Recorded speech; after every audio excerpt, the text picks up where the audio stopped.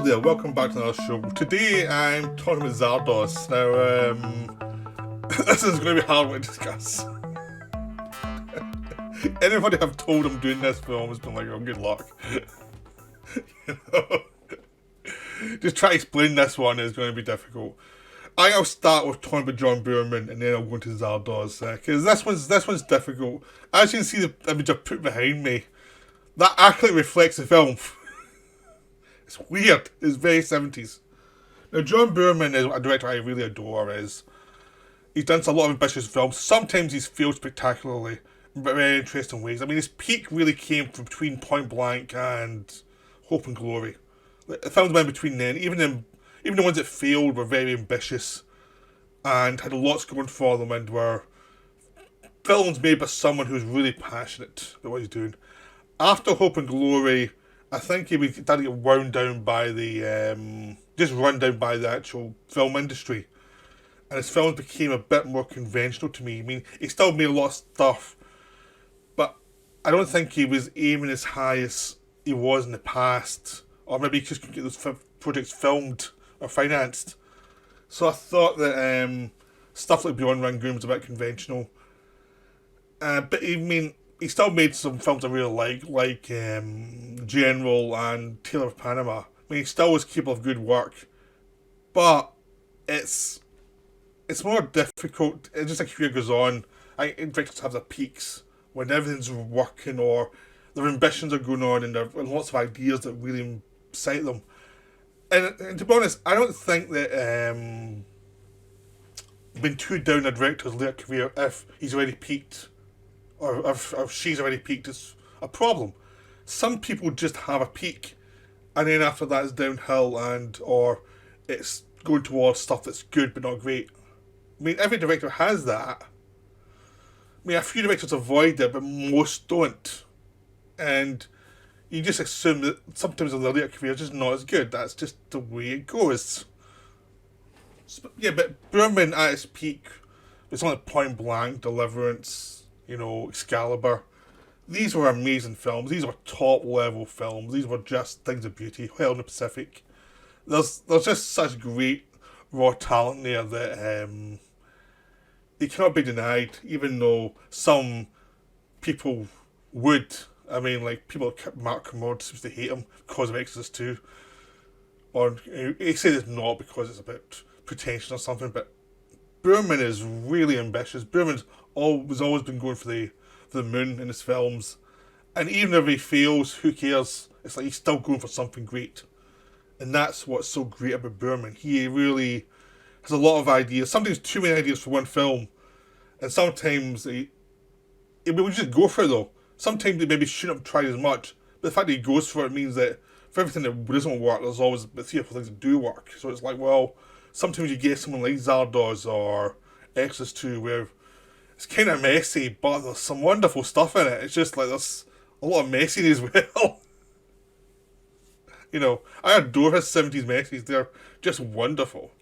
I mean, I would trade Exodus 2 for the Exorcist any day, because Exodus 2 is weird, but it's ambitious. Exorcist is well crafted, but it's kind of dumb. I was just insulted most of my audience there. I'm happy with that. But Zardoz is great. Zardoz is amazingly strange and it's in its own world and it's completely focused on what it wants to be, and that's it. That's all it is. I'm going to make this weird film. I'm obsessed by it. I'm going to make this film. For almost no money, I'm going to use a lot of old special effects techniques from the silent era, and that'll work. And that's what it is. And it's become a cult film. It's a film that's getting remastered all the time. It's a film that bombed when it released. No one was interested. No one cared. We just thought it was a weird film that Boorman made after Deliverance. No one cared about it. It was done on a lower budget. And it bombed. But it's a film that's had legs throughout the years. People have been watching it. That's just what the film is. It's a film that isn't going to appeal to lots of people. It's going to appeal to certain people. And those people are really going to get it. But everyone else is going to be like, nah. And it's about stuff that's coming apart now. It's much as a film that actually is more understandable now than it was when it got made. That's really what's interesting about it. So the film starts with a studio-mandated introduction by Zardoz himself to try to explain some stuff, which is really weird because the beginning you can pretty much ignore. It's telling you it's a satire. It's saying, I hope you find it satirical. It's like, yeah, thanks for telling me we're watching a satire. Normally that's apparent. It's apparent here anyway, and it's like, really? You're really doing this? It's the same thing that happened with John Carpenter, Big Trouble in Little China. The studio had to put an introduction to tell people what the film they're going to watch is. But at least with that one, Carpenter managed to make it out of it. This one, he kind of has to explain it a little bit. And it's a shame because it means when you first see Zardoz, you've already been introduced to him and the mysteries can go on. But it's still a wonderful film, though, despite that. Now, I managed to watch this projected, so I'm going to see it on a bigger screen. So you get to appreciate it a lot more of what they're trying to do and the images and how things will contrast with each other and the different colour schemes. It looks so much better, and a lot of the things, because the outside world, there's two worlds in it. You've got the world of the exterminators, which Sean Connery came from, which is a brutal world where they're killing survivors, keeping the population rate down, and they've pretty much been brainwashed into being these brutes who are just raping people and killing people and just doing whatever they need to do to survive. And it's just, they're pretty much cavemen again, but with guns. They've been given guns, no work guns, but they're pretty brutal and they've no imagination, they've no nothing. But they know they've been manipulated by Zardoz, and Connery actually finds a way into... There's a giant head who gives them guns and gives them orders, and Connery, when they're putting... Because they have to grow wheat for the overlords of the gods, and they're putting wheat in the giant head, and Connery's hidden inside it when they're doing that. So you manage to get into one of the areas that actually have control. Basically, it's almost like going to heaven, because they've been told by Zardoz that if they do well, they'll move on to the next stage, which is heaven, which is where the controllers are, which is a lie, it's just a way to control them. So Connery gets in to this area, and he actually just starts to cause havoc instantly, because they've never seen someone up close who's an exterminator, and they call him a brute, and they call him they just talk down to him and call him a lunatic and a rapist, and he is a brute, he is very brutal, but he is intelligent, and he is going to, if he follows the dress code of what they did for exterminators, which they've dressed this weird red thing that's actually, it's almost a designed loincloth. Really, it's almost like, we're going to make it look like Tarzan. You're going to have to love it. But we'll give you straps for guns, but we're doing as much as we possibly can. We're giving you a weird head as well for when you're exterminating people. So they're patronising the hell out of them, which is the meaning of as much mocked costume, is because it's designed that way by the people who look down on them. And the people who look down on them are just these gods who can live forever, and they're bored, and they've become very much lost within their own heads. They have psychic energy, which means they can hurt people psychically. They've got lots of... They can speak without talking if they want to. They're just getting inside their own head so much. It's also kind of a matriarchy at this point. But the men have lost a lot of their testosterone. They follow orders by the women a lot of the time. The women seem to be much more dominant. Masculinity is thought of as an evil. And the men and women dressed in a very androgynous fashion. The clothes are for everybody, so there's a feminine side to it and a barely masculine side to it. The men are pretty much, henpecked, really.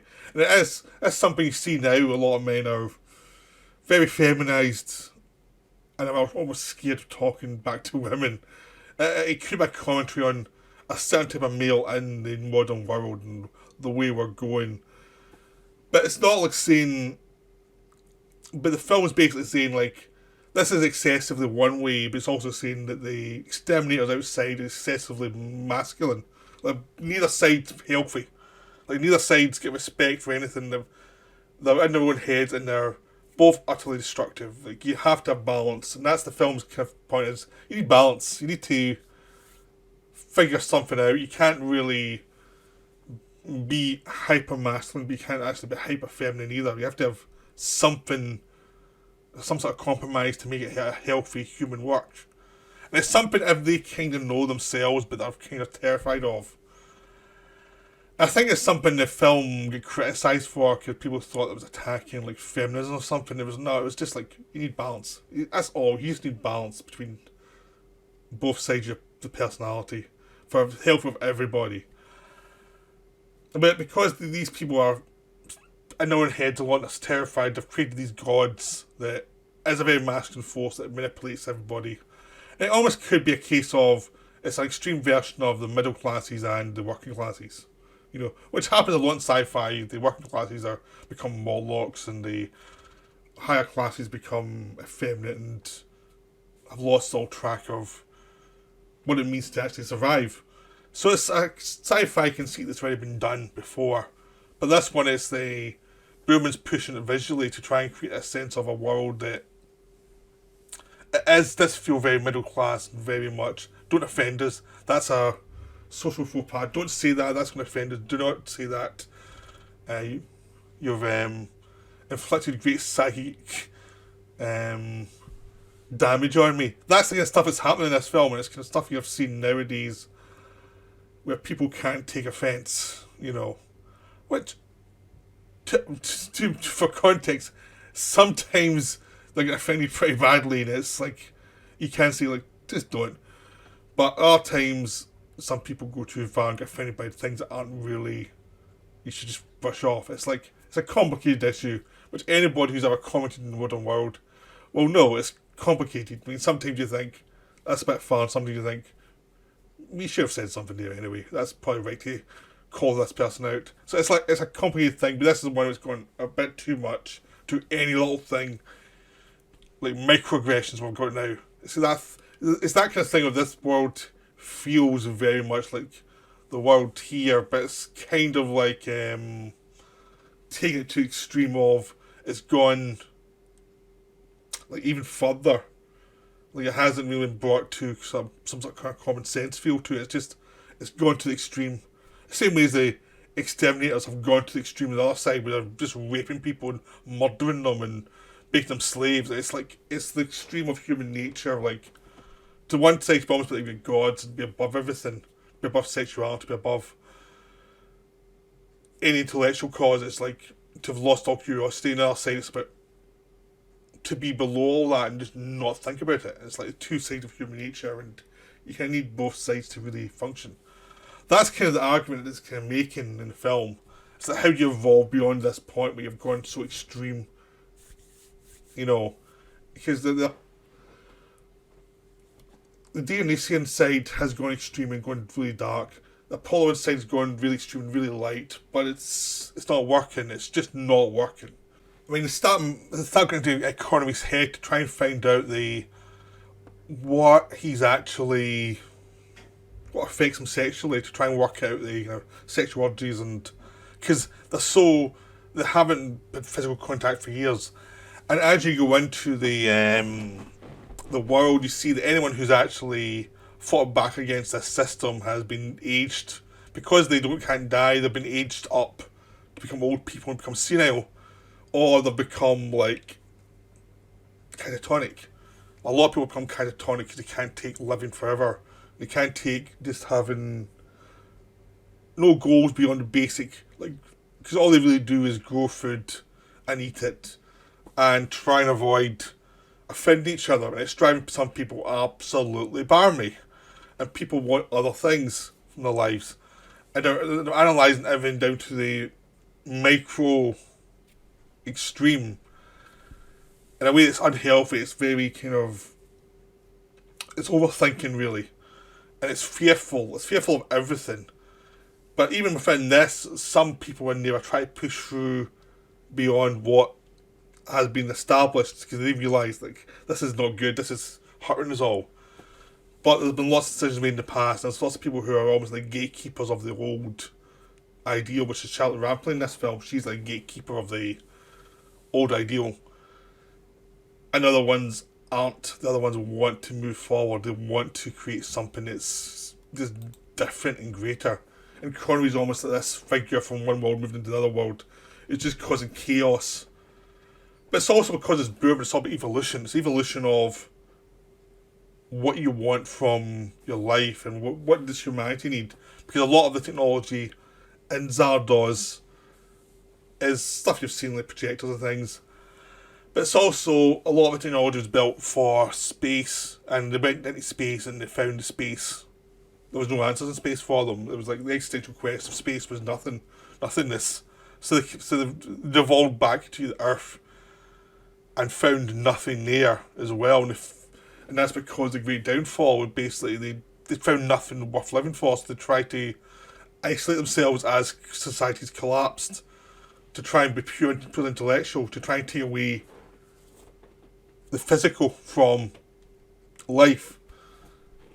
And that didn't work either. So it's like they've now they're stuck.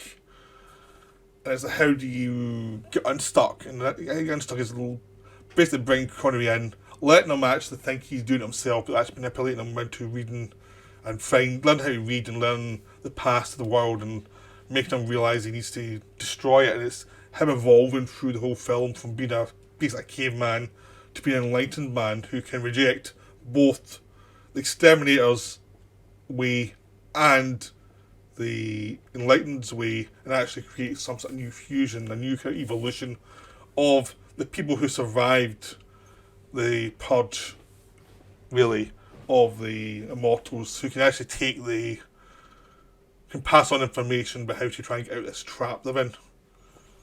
So it's a film about the darkness of the human soul, and it's a film about the darkness of being terrified about what's in evolution and what's for the future. But that's what's great about it. It's lots of ideas, but it doesn't actually play on any one side is wrong. It's all about the dysfunction of the human soul within this environment where everything had failed, and it's like we kind of lost what we were really looking for in life, and we had to regain it some way. So we tried one way, which was extreme. So we had to add chaos back to the system to actually create a new way. So by the end of it, Connery and Rampling have got together. They've passed on what they've learned. They've rewritten a lot of the programming within the system, and they're sending out people from the load intellectuals who actually have rebelled against it and actually want to try something new to take this down to other areas within the land that has fallen the same fate, basically, have become like the people behind the Zardoz heads, so they can reprogram that to basically reorganise the world to evolve again, basically. It's all about starting evolution again after you've fallen into depression. And there's lots of really wonderful things. There's just the presence of Connery just causes chaos. It causes the people who have lost all meaning in life to actually start coming back to life. It's caused the old folk to become much more violent and angry. But also, they've got a passion back. It causes riots, ultimately, just by his presence. By his presence, by seeing what the world is, creates his curiosity, which creates a sense of he has to try and find out, because he's got the drive to find out what's going on. The enlightened ones didn't have the drive to do that. They had the sense of fun and sense of malice, but they didn't have the sense of drive to actually change things. They needed to drive Connery's character to create something new. But the film is really weird and messy, and it's more archetypes than characters, which is a Boorman trait. Boorman's really into archetypes. He doesn't do developed characters much. But it doesn't matter though, because the images are always so good, and the sense of place is always so good. Even here, where there's a lot of, it's very 70s, some of the sci-fi design is very 70s. They're on a low budget, so they have to use like old country stuff and a lot of dyeing clothes and things. It's very hippie-ish to create the sense of the world, or use the old-fashioned special effects as well, just to create an alternative world, because they don't have the budget, to do it themselves. So this was made about a few years before Star Wars. Star Wars is a $10 million film. This is a $1 million film. It was very different. They did not have the budget to have crowds or anything. They had to do what they had, and use design and use lighting and use mood.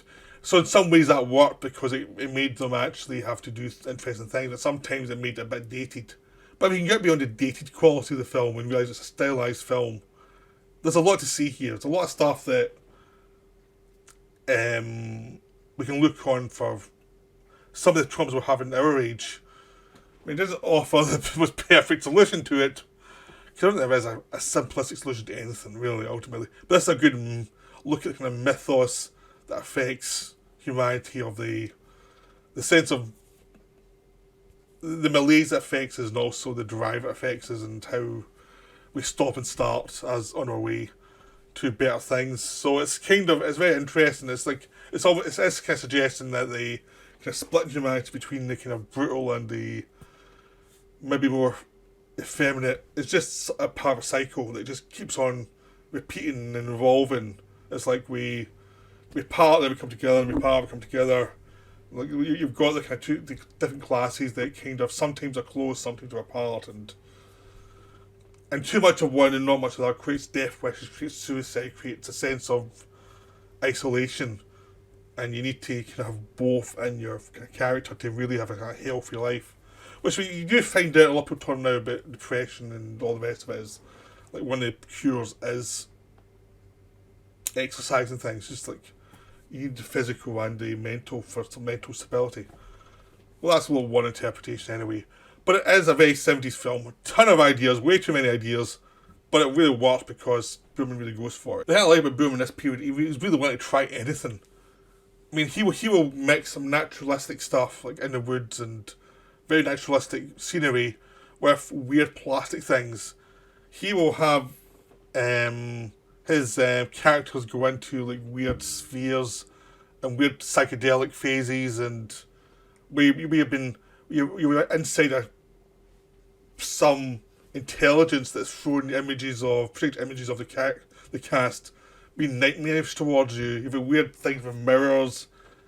He will throw everything to suggest the mental state of a character throughout the film. He does it all up with visuals, and it's great because you get a sense of the chaos involved. It does create the idea of like, this is not simplistic. It's everything here. You can't really say one side's right, one side's wrong. It's both sides because it creates a visual sense of that, of the chaos of both sides, the excitement and the depression of both sides. Like visually, and he creates two different worlds that connect and are apart, and visually it's about that as well. It's visually about how do they find a way to connect again.